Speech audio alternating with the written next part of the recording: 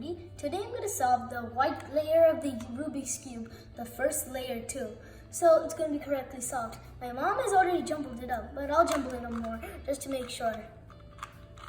Okay, so my mom is videoing the entire thing. Okay, I think this is enough. So let's get started. 3, 2, 1, go.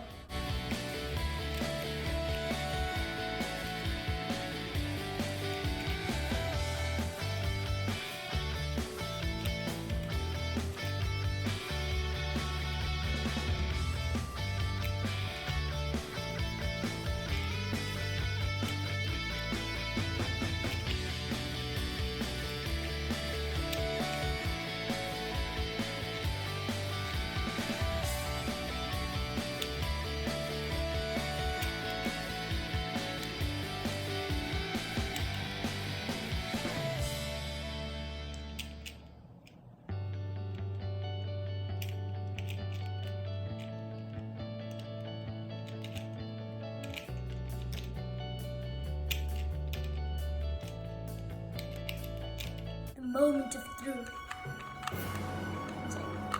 3, 2, 1. Ta-da! I got the white layer in the first part too. Ta-da, ta-da, ta-da.